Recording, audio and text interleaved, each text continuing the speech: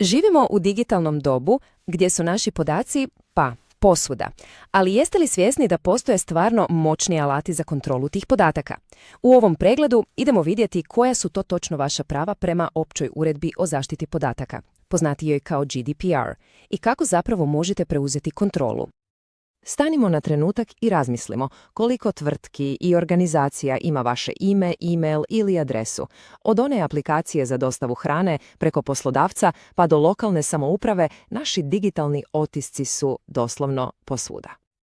I baš tu na scenu stupa GDPR, ali ne, to nije samo još jedan dosadan zakon za tvrtke, to je zapravo vaš osobni štit. Jedan moćan alat koji svakoj osobi daje konkretne mehanizme da preuzme kontrolu nad vlastitim informacijama.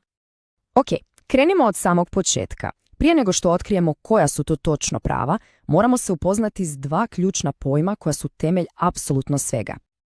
Prvi pojam je ispitanik. Zvuči nekako službeno, zar ne? Ali to je u suštini vrlo jednostavno. To je svatko od nas.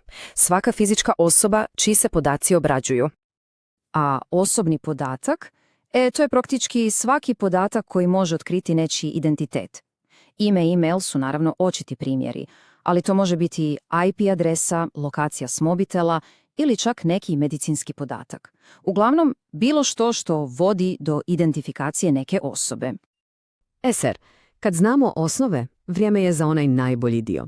GDPR nam daje čitav set alata, to jest prava, kojima se može upravljati vlastitim digitalnim otiskom. Pa idemo ih istražiti. Prvo i osnovno je pravo na pristup.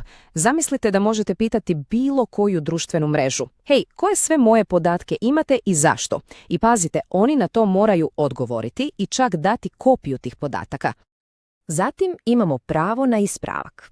Što ako je neki web shop zabilježio staru adresu nakon preseljenja? Pa postoji puno pravo tražiti da je ažuriraju. Stvarno jednostavno i skroz logično. Svi smo čuli za takozvano pravo na zaborav. To je pravo na brisanje. Na primjer, ako se zatvori račun u nekoj online trgovini, može se tražiti da izbrišu sve podatke jer im realno više ne trebaju. Pravo na ograničenje obrade je kao da imate gumb za pauzu. Recimo, sumnjate da su neki podaci netočni. Može se zatražiti da se njihova obrada privremeno zaustavi dok se cijela situacija ne razjasni.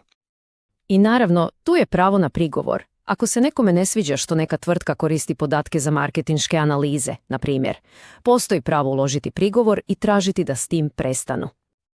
Ali ovo je jako važno zapamtiti, ova prava nisu apsolutna. Postoje zakonske iznimke. Na primjer, banka ne može izbrisati podatke o kreditu samo zato što se to zatraži, jer ih zakon obvezuje da te podatke čuvaju. Dakle, uvijek postoji kontekst. Dobro, sad znamo teoriju, ali kako sve to izgleda u praksi? Kako se točno može iskoristiti neko od ovih prava? Evo dobre vijesti. Ne treba biti pravnik da bi se podnio zahtjev. Dovoljna je jedna jednostavna, izravna rečenica poput ove. Želim znati koje moje podatke obrađujete i zašto. Ili čak još jednostavnije, molim vas da mi pošaljete sve podatke koje imate o meni.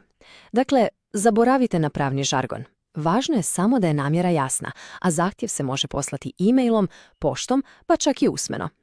Zato je bitno razlikovati zahtjev za ostvarivanje prava od nekog običnog upita.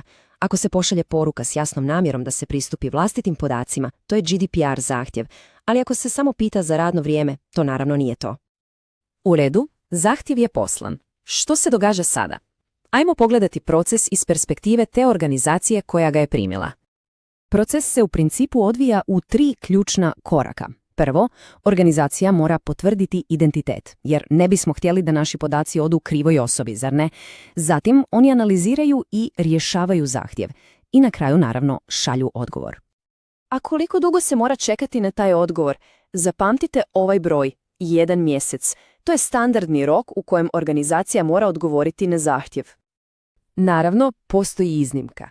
Ako je zahtjev iznimno složen, taj se rok može produžiti za još 2 mjeseca.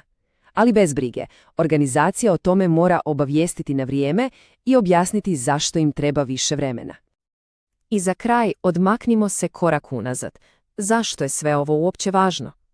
Zašto bi nas se trebala ticati sva ova prava?